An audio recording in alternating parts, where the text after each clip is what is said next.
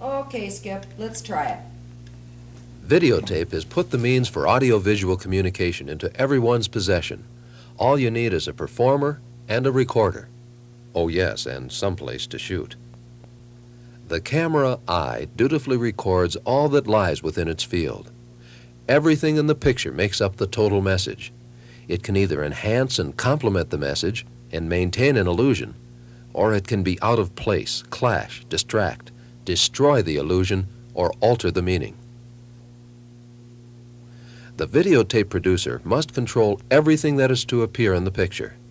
This means not only the talent, his makeup and his costume, but also the background, the setting, and the props which are used.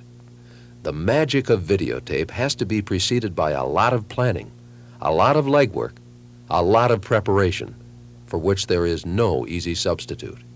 Anything can be in your picture. Anything you can imagine can be created for the camera's eye. The world's your stage, if you can get it ready by 9 a.m. tomorrow.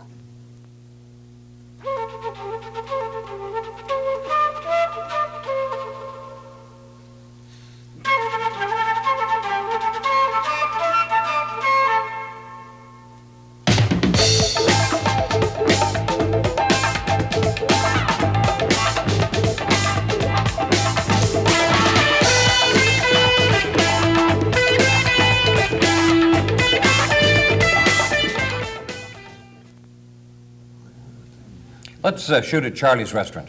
I think we should build a set. Look, why don't we just move some pictures around or something? Listen, some seamless paper, a few Let's spotlights. let's shoot at Charlie's restaurant.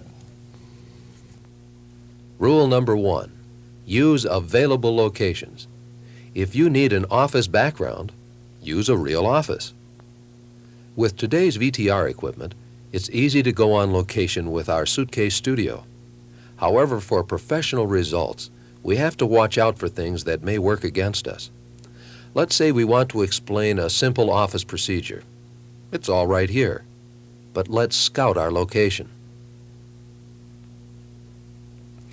This desk is in front of all these other desks where other people will be working during the day, typing, phones, and a lot of background movement.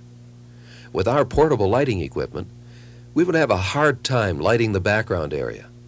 So for all these reasons, we may decide to move our action back to a desk that's a little secluded. This corner area will add dimension to our picture and make it a lot more interesting. Windows like this can cause us grief with lighting, where we're fighting to balance inside light with daylight, or at night they act like mirrors, so it's best to avoid them. Let's also look at our power availability to service our lights and equipment. We may have to run lines from other areas, or even use a portable generator.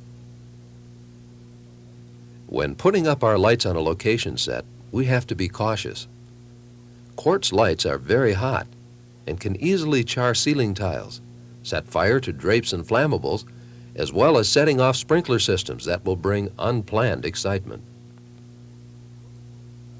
If we're recording sound on our location set, we may have to cushion our set to take out the sound bounce from a hard room, or to soften outside sounds, street noises, walking noises. Stand on the location for 5 minutes and listen. If the sound is from air conditioning, can it be turned off? How about classroom bells or a page system? All of these normal sounds may be okay, but while scouting the location is the time to find out. If in pre-planning we decide a certain location might be best, our scouting will let us know what technical problems we may encounter. While we're here, we can see that most locations need a little housekeeping. When it's time to videotape, the furniture may look better at a slight angle, and a shoot-by piece in the foreground gives depth. Most desks have too many attractions on them. Our program is the thing. The setting is just that, a place to present our program from, so it's usually best to keep it simple. Other things might be brought from nearby areas to enhance the effect, or special props might be brought in.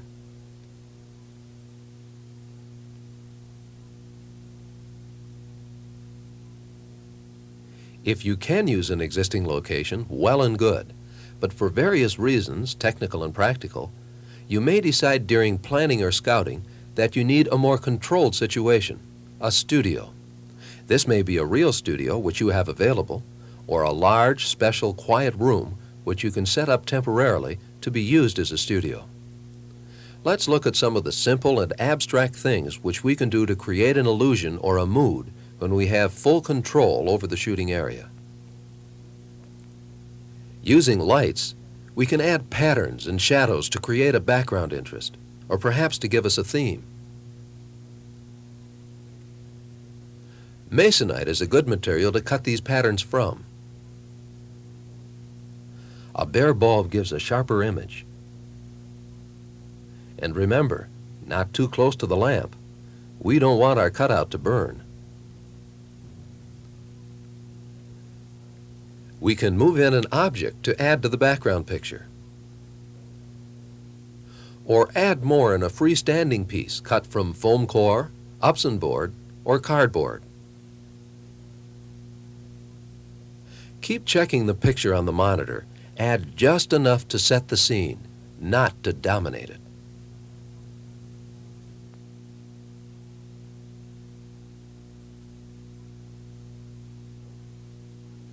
No seam paper used in window displays can give us a fast background and color change. It's 9 feet wide and 36 feet long and will tape up to our walls easily. Silver duct tape is especially good for almost any taping job. This gives us a background. Now we add a couple of chairs and a coffee table for interest, as well as a home base to keep things on, and we have a simple set. The floor may need a little treatment, like carpet, or maybe just a couple of lines with colored tape to add perspective. Our people complete the picture and should never have to fight for attention with the set. Busy backgrounds, plants growing out of heads, and other pitfalls can be easily avoided by watching the monitor. While you're looking, make sure we have enough set so we're not overshooting it. You may have to add a small flat, and a color change may help to make it look deliberate.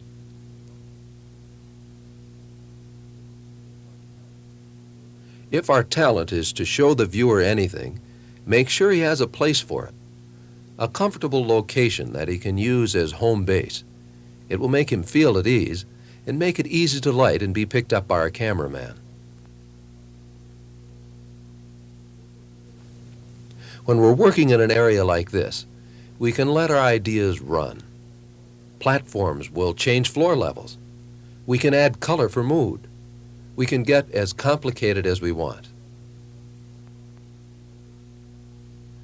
But don't forget, we're striving for a simple look that won't distract.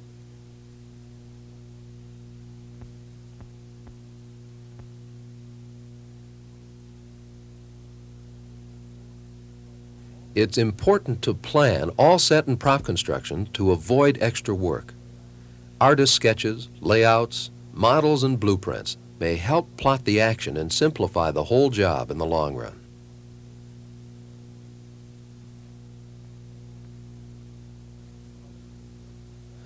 Colors and brightness of all objects in the pictures should fall within the range of the TV camera.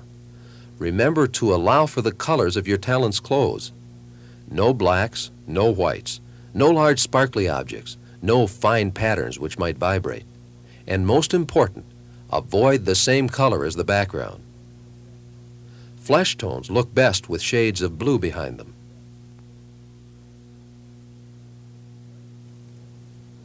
Planning is especially important if we decide to construct a hard set. As most surface materials come in 4x8 sheets, for economy and handling, it's best to work in that format. We can use plywood, Upson board, Masonite, foam core, vinyl board. Theatrical scenery flats are usually painted muslin on a framework for ease in moving and storing.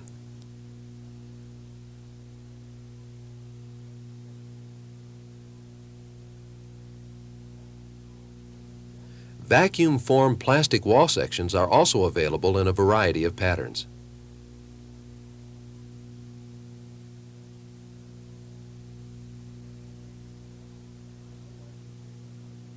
Unlike the theater, our cameras bring the viewer into the set, and if we want realism, we must build with a dimension.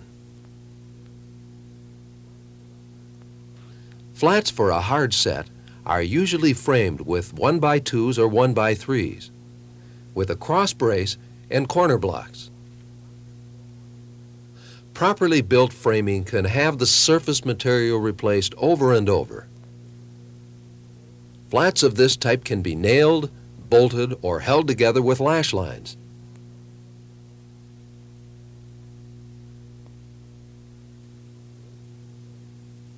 Braces and sandbags can keep them from falling over.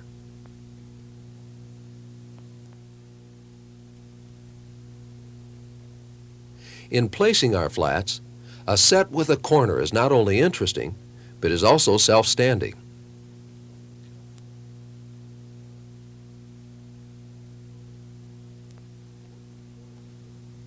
Working doors and windows need extra strong construction to prevent the walls from shaking.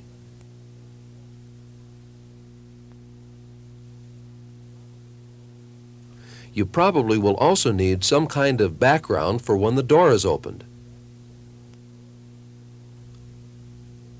or a view to see through the window.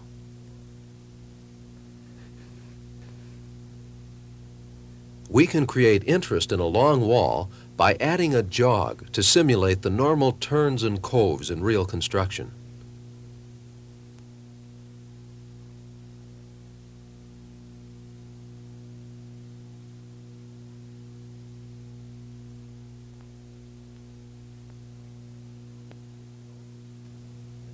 This can also be the start of a drape area.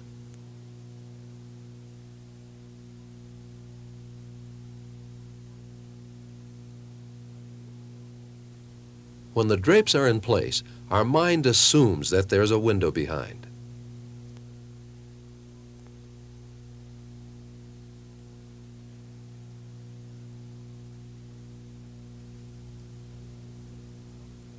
Simple framing covered with plastic brick gives us not only the texture, but the warmth of a fireplace.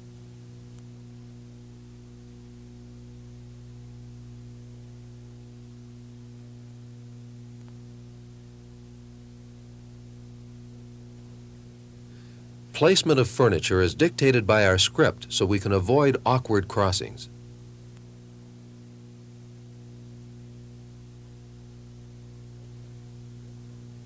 Sometimes you can rent furniture from office supply firms for a small % of cost. It might save a lot of scrounging around as they'll deliver and pick up.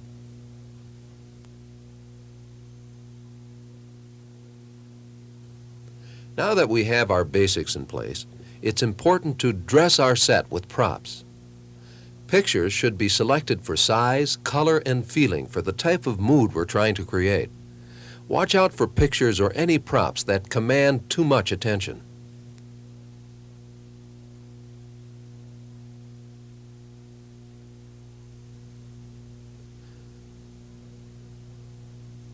Plants fill corners nicely, but watch the monitor to make sure they don't grow out of the talent's head. Hanging pieces help create believability, but don't let them upstage the talent.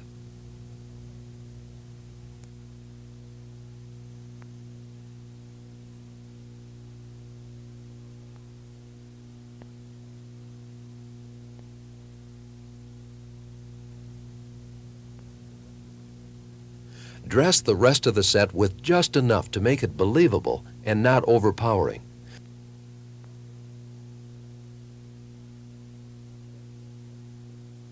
A set that doesn't work is worse than no set at all.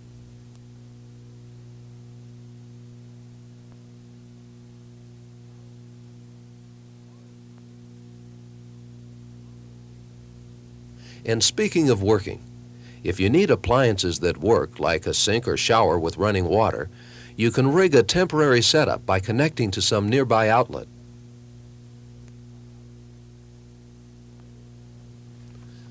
For many situations, for many scripts, a realistic setting is not appropriate. Sometimes no background is desirable.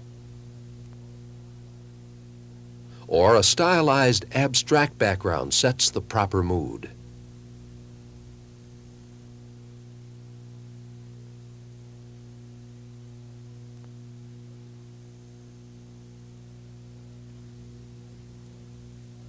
These types of settings are challenges to your imagination to produce something appropriate and striking using inexpensive, readily available materials and as quickly and simply as possible. A fog can be made by blocking off an area and then pouring hot water over dry ice. A wallpaper steamer might be of some help in moving the fog where you want it. Sometimes a set is needed to satisfy special functions of display and demonstration. With a hook and loop board, prepared artwork can be moved around spontaneously. A turntable lets you display objects from all sides. Flip cards help assure that photographs and artwork will appear in the correct order and will be well framed.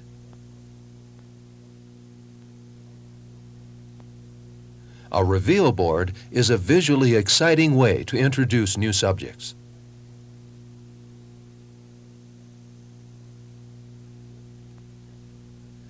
Rear screen projection can introduce visuals that help to build your set. Of course, the same effect can be achieved by other means, such as electronic keying or front projection. Sometimes, special effects are required. We may have to create a snowstorm. With plastic snow, it's easy.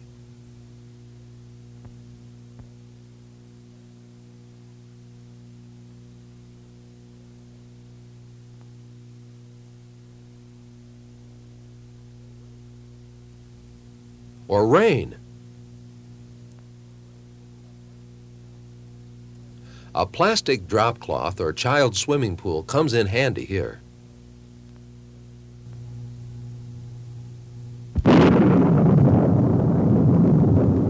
Lightning completes the picture with sound effects.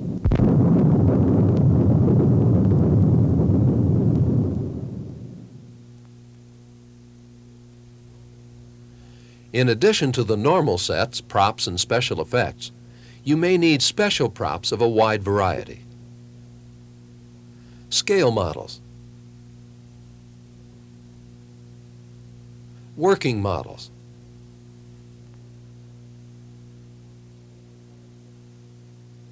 oversized demonstrators,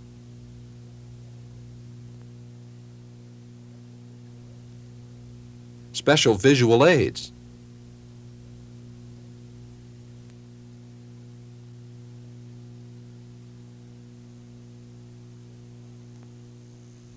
trick props,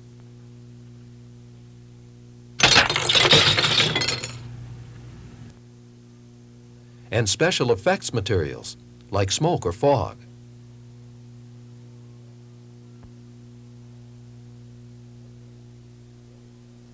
Sometimes these can be rented from a theater supply or effects company, but more commonly, you'll have to have them specially built.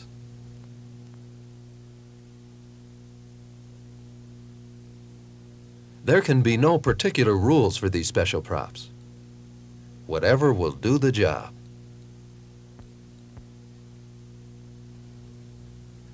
The planning, building, and use of sets and props can be a real challenge to the imagination and an exercise in ingenuity.